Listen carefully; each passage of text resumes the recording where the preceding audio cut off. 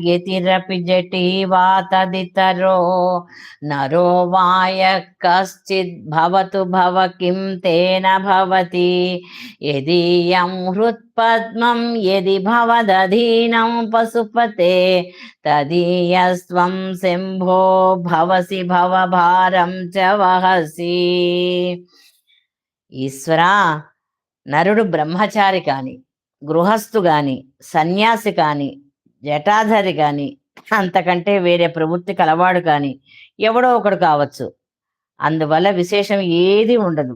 ఓ పశుపతి శంభు, ఎవరి హృదయ పద్మం ఎప్పుడూ నీ యందు కలిసి ఉంటుందో, తత్పరం అవుతుందో, నీవు వారి వాడవు అవుతావు. అంతేకాదు, వారి సంసార భారాన్ని అంతా నీవే చూసుకుంటావు అని చెప్తున్నారు. మానవుడు ఏ ఆశ్రమంలో ఉన్నా అతడు శివ పరాధీన చిత్తంలో కలవాడైతే అతని భారాన్ని అంతా శివుడే చూసుకుంటాడు. ఇక్కడ మనకొచ్చే పెద్ద సందేహం ఏంటంటే, అవునండి నిజమేను, నేను భగవద్ధ్యానమే చేసుకుంటున్నాను, మరి నాకు ఈ కష్టాలు ఎందుకు వస్తున్నాయి? నువ్వు కష్టపడ్డానికే ఈ జన్మ ఉంది. అది ముందు నిర్ణయించుకొని తెలుసుకొని ఉండాలి.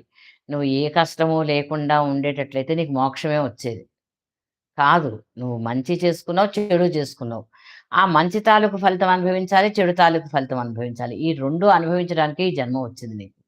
ఈ జన్మ వచ్చినందుకు నువ్వు తెలుసుకోవలసిన, మొన్ననే గురువుగారిది, మహాసన్నిధానం వారిది ఒక వీడియో క్లిప్ చూశాననమాట నేను.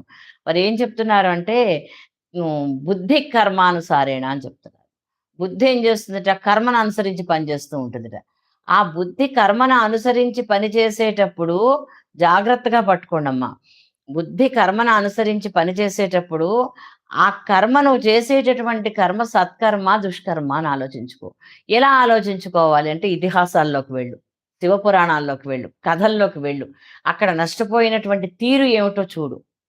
దాన్ని పట్టుకో. దాన్ని పట్టుకుని నువ్వు, ఓహో! నేను కిందటి జన్మలో ఒక దుష్టకర్మ చేయబట్టి ఈ జన్మలో నన్ను మళ్ళీ ఈ దుష్ట పని వైపే తిప్పుతోంది మనస్సు.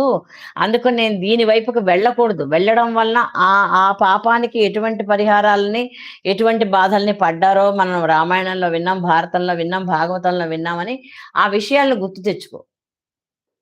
మనం అందరి చేత ఈ మధ్య కాలంలో రామాయణం చెప్పించుకుంటున్నాం, భారతం చెప్పించుకుంటున్నాం, భాగవతం చెప్పించుకుంటున్నాం, మనం చదువుకుంటున్నాం, వింటున్నాం, చూస్తున్నాం. ఇన్ని రకాలు మనకు తెలుస్తున్నాయి గనక జాగ్రత్తగా ఈ బుద్ధి కర్మని అనుసరించి పని చేసేటప్పుడు అది సత్కర్మ, దుష్కర్మ ఈ 2 కూడా నువ్వు తెలుసుకో. నీ అంతట నువ్వు తెలుసుకో. తెలుసుకుని సత్కర్మలోకి మాత్రమే నువ్వు ప్రవేశించు.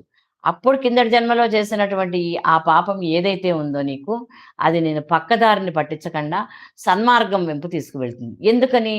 భగవంతుడు అనేటటువంటి ఒక అనుబంధాన్ని నువ్వు గమనించావు, తెలుసుకున్నావు. ఆ ఉనికిలో నువ్వేం చేయాలి అంటే పట్టుకోవాలి. పట్టుకుని వాడు ఇలా చేస్తున్నాడు కదా, నేను చేస్తే తప్పేమిటని చెప్పి ఒక తప్పు చేసేవాడు వెనకాల వెళ్ళి మనం తప్పు చేయడం కాదు. సన్మార్గులు కూడా అనేక మంది ఉంటారు. కష్టం అందరికీ, కష్టపడడానికే ఖచ్చితంగా వచ్చింది ఈ శరీరం. వ్యాధి ఉండడానికే ఈ శరీరం ఖచ్చితంగా వచ్చింది. దీన్ని వ్యాధిగ్రస్తం కాకుండా నువ్వు కాపాడుకో నీ నియమాలతోటి.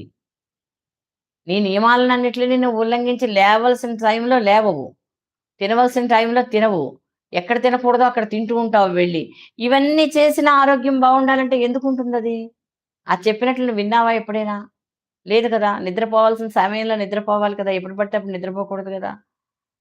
ఇవన్నీ నువ్వు చెయ్యకుండా, నాకు సరైన దారి భగవంతుడు చూపించలేదు అని ఎందుకో భగవంతుడు నన్ను చిన్న చూపు చూసాడండి. ఎవ్వరిని భగవంతుడు చిన్న చూపు చూడడు. నువ్వు కేవలం నువ్వు ఏం వండుకున్నావో అదే పదార్థం తింటావు. నువ్వు వండుకున్నదే నువ్వు తింటావు. కొత్తదైతే తినవు కదా. నువ్వు వంట పాడు చేసుకున్నా అదే తింటావు. వంట బాగున్నా నువ్వే తింటావు. 2 నువ్వే తింటావు. అందుకని నువ్వు చేసుకునేటటువంటి క్రియలో నీ యొక్క కర్మ ఉంది. ఆ కర్మని నువ్వు బుద్ధి తెలుసుకొని ఏం చేయాలంటే, జాగ్రత్తగా సన్మార్గంలో నడిపించుకోవాలి. ఈ సన్మార్గంలో నడిపించుకునేటటువంటి విధానం నీకు అలవాటు అవ్వాలి. అప్పుడు ఈ జన్మ వచ్చినందుకు దీనికి ఒక ఉపయోగకరమైనటువంటి పని చేసిన వాడివి అవుతావన్నమాట. అంతేగాని మళ్ళీ చెడ్డ మార్గంలోనే వెళ్ళి, మళ్ళీ చెడ్డ మార్గంలో ఆ బుద్ధి ఎప్పుడు చూపిస్తుంది. నువ్వు కిందటి జన్మలో చేసుకున్న కర్మకు చూపిస్తుంది అది నీకు.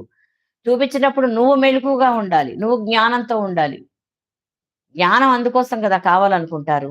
ఆ జ్ఞానంతోటి ఉండి దాన్ని పక్కకు తీసుకొని వెళ్ళాలి అని చెప్తున్నారు. ఏమేం చెప్తున్నారు? ఏ జన్మము ఎత్తినా చిత్తము ఈశ్వరాయత్తమై ఉండాలని చెప్పేసి అడుగుతున్నారు.